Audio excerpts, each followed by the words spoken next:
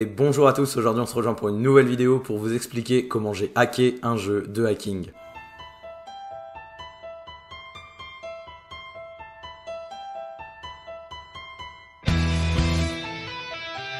Jamendo.com.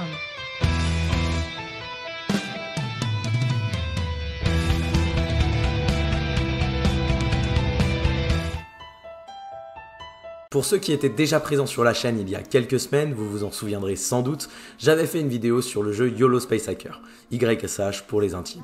Ce jeu, il est disponible sur Steam et c'est un jeu qui a été développé par 3 personnes, donc une famille, Gabriel, Marine et Sébastien, que j'avais pu interviewer justement il y a quelques semaines à l'époque. Et dans ce jeu, donc, on était parti pour la mission Bikini, dans laquelle on commençait à voir un peu les bases du pentest. J'avais eu la chance à l'époque d'être contacté directement par Sébastien pour devenir bêta-testeur et essayer de trouver un petit peu les petits bugs, les petites choses qui n'allaient pas trop dans le jeu. Et on avait trouvé plusieurs petites choses, on les avait vachement aidés là-dessus. Et donc c'est tout récemment que Sébastien m'a renvoyé un message pour m'annoncer qu'il sortait une nouvelle extension gratuite pour ceux qui avaient déjà le jeu de base, la mission forensique. Et évidemment, vous me connaissez, j'aime pas trop passer par les chemins qui sont prédéfinis. Donc aujourd'hui, on va voir un petit retour d'expérience, on va dire, sur comment j'ai hacké un jeu de hacking, puisque en fait, j'ai pas vraiment pris le bon chemin pour terminer le jeu. Alors, tout premièrement, en fait, j'ai juste installé le jeu, bêtement, via Steam. J'ai installé donc l'extension sur mon poste. Et tout de suite, ce qui m'a frappé, c'est que dans les fichiers du jeu, on a un fichier virtualisation. Et dans ce répertoire, on a 3 sous-dossiers, Hyper-V, QEMU et VirtualBox. Le répertoire Hyper-V et VirtualBox était complètement vide, mais par contre, le répertoire QEMU contenait un fichier au format QCO2, qui est en fait le format des machines virtuelles en fait sous QEMU. Et donc, n'ayant pas de machine QEMU sur mon PC, j'ai tout simplement converti le fichier en VDI avec QEMU et MG, qui était en fait un binaire fourni dans les binaires du jeu. Et une fois que j'avais ce fichier VDI, j'ai eu juste à insérer, à ajouter la nouvelle machine virtuelle, donc la machine YOLO Space Hacker, dans mon VirtualBox. Et j'ai réussi à lancer la machine. Alors au début je savais pas trop à quoi m'attendre en la lançant, mais sur l'output de mon TTY, donc sur l'écran en fait de ma machine virtuelle, je vois qu'il commence à lancer les processus du jeu. Donc un Xterm, je vois qu'il commence à lancer des conteneurs Docker, des petites instances, des petits scripts qui s'appellent le challenge. Et donc là tout de suite ça m'a mis la puce à l'oreille. Je me suis dit cette machine là contient les flags du jeu. Alors évidemment il s'agissait d'une machine sous Linux, donc j'ai attendu qu'elle démarre complètement. Et là il m'a demandé un login password. Alors j'ai essayé des trucs un peu tout simples, tu vois, root, tour, root, password, et ça passait pas. Donc j'ai utilisé une technique que vous connaissez déjà, puisque je l'ai déjà présentée sur la chaîne YouTube, qui consiste à modifier en fait la ligne de commande d'initialisation de la machine virtuelle pour pouvoir tout simplement se lancer un shell en tant que root sur la machine avant que tous les process systems ne soient lancés. Et donc, grâce à ça, j'ai pu avoir un shell, avoir accès aux données de la machine virtuelle sans avoir besoin du mot de passe. J'avais un accès root sur la machine. À partir de là, en fait, j'ai vu que la plupart des challenges étaient lancés depuis /opt/chals. Et donc, ça m'a permis déjà de récupérer pas mal de flags. Mais par contre, je n'avais pas la totalité. J'avais vraiment une dizaine de flags à tout casser. Et c'est là que je me suis aperçu qu'il y avait un répertoire Docker qui existait à côté.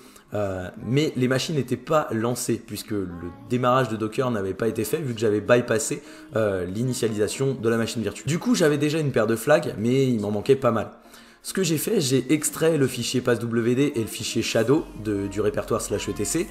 Et j'ai lancé un brute force avec John the Reaper, et j'ai attendu quelques minutes. Et coup de bol, ou pas, j'ai réussi à brute forcer le mot de passe de l'utilisateur YOLO, donc c'est l'utilisateur utilisé par le jeu, et également le mot de passe root, donc le mot de passe de l'utilisateur principal, de l'utilisateur le plus privilégié sur la machine. Et donc à partir de là, j'ai eu juste à redémarrer la machine normalement et j'ai pu me loguer en tant que root avec le mot de passe que je venais de brute forcer. Et donc j'ai pu avoir accès au conteneur Docker qui était lancé. Donc j'ai fait un petit script tout simple qui m'a permis de récupérer la liste des conteneurs et pour chaque conteneur d'exécuter une commande à l'intérieur. Cette commande c'était un simple grep pour récupérer la chaîne de caractères flag, flag underscore exactement, qui était en fait le format des flags dans le jeu. Ça m'a permis de récupérer pas mal de flags également, mais dans certains conteneurs, le flag n'était pas écrit de manière lisible. Il était inséré dans certains binaires ou autres, donc du coup je ne pouvais pas le récupérer directement. Il a fallu que j'accède en fait à la config de chaque conteneur, et pour ça en fait j'ai eu juste à me déplacer en /varlib docker, et là en fait j'avais l'ensemble des templates et leur configuration. Donc une fois que quand le jeu va essayer de lancer son conteneur, il va prendre une image de base, une image par exemple alpine, et ensuite il va lui appliquer sa config. Et dans la config, eh bien, le flag était noté évidemment en clair. Donc j'ai pu récupérer la totalité presque des flags de cette manière-là. Du coup, j'avais quasiment terminé le jeu avant même de l'avoir lancé, puisque j'avais presque la totalité des flags. Mais vu que je suis pas complètement un tricheur non plus, j'ai quand même lancé le jeu, j'y ai un peu joué aussi. Et j'avoue que agréablement surpris avec cette extension forensique. Le jeu est passé en 3D. C'est vraiment une super optimisation, on peut se déplacer réellement dans le jeu. Et je dois avouer que c'était vraiment pas mal. Je vais redire les mêmes choses que ce que j'ai dit pour le jeu de base, mais le guide du hacker qui est fourni, qui est en français et également en anglais si besoin, mais qui est vraiment en français et qui est bien écrit, eh bien il contient vraiment tout. C'est des super explications. On parle de support de stockage, on parle de déchiffrement de partitions. Bref, c'était vraiment une super extension, trop courte à mon avis évidemment, mais voilà. Et l'histoire ne s'arrête pas là, puisque en fait le jeu comporte une partie qui n'est réalisable que en coopération. Et évidemment, vu que j'ai pas d'amis, j'ai pas de curly non plus, mais j'ai trouvé un moyen de bypasser ça aussi. En fait, il se trouve que dans le répertoire AppData Roaming de l'utilisateur qui lance le jeu, il y a un fichier de config qui s'appelle yolospacehacker.ini, et dans ce répertoire-là, eh bien en fait, il y a la dernière position sur la carte du joueur. Et en fait, dans le jeu, la partie coopération, quand vous arrivez en fait devant deux portes, et en fait, il faut que chacun se mette devant la porte de l'autre pour lui permettre d'ouvrir sa porte. Donc du coup, vu que j'étais tout seul, je ne pouvais ouvrir que la porte qui était à côté de moi, et si je bougeais, elle se refermait. Donc ce que j'ai fait, c'est que je me suis mis pile devant la porte, j'ai éteint le jeu, j'ai modifié la valeur dans le fichier ini, dans le fichier de config, j'ai relancé le jeu, et quand le jeu s'est lancé, je m'étais TP en fait, je me suis téléporté de l'autre côté de la porte. Donc j'ai réussi à passer au travers de la porte sans même avoir à l'ouvrir. Et du coup j'ai pu poursuivre le jeu, j'ai pu faire la partie coop, donc la partie qui est normalement faisable à deux uniquement.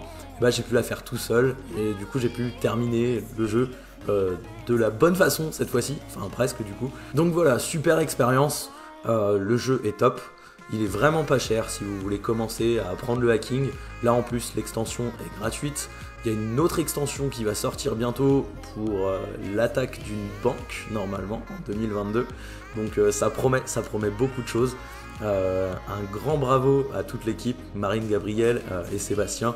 Ils font un travail incroyable.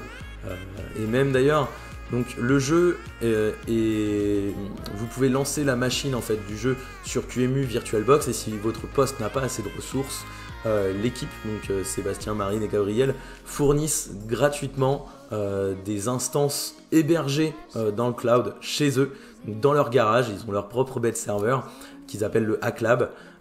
Et si vous avez besoin, si le config est trop juste, vous pouvez lancer une instance de la machine virtuelle directement chez eux. Donc comme ça en fait il n'y a aucune ressource utilisée localement sur votre poste. Donc le jeu est fluide même sur les machines qui n'ont pas beaucoup de ressources. Donc ça c'est encore une nouveauté par rapport au jeu de base. Donc franchement j'aurais pas fait mieux quoi.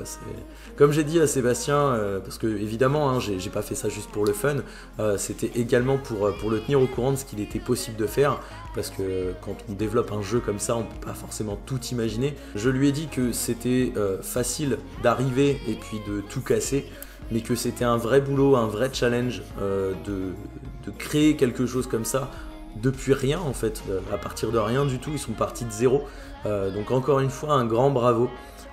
Et donc vous retrouverez évidemment le lien pour acheter le jeu en description de cette vidéo.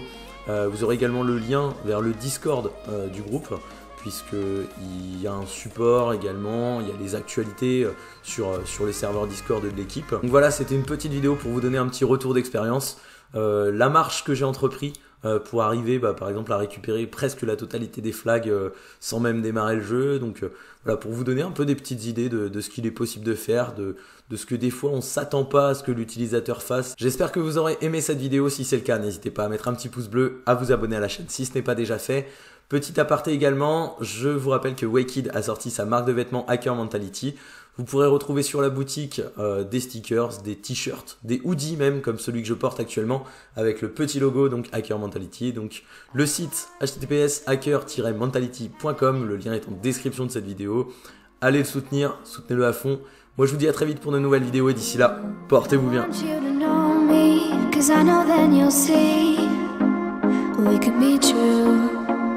We can be true. I want you to see what I see, and I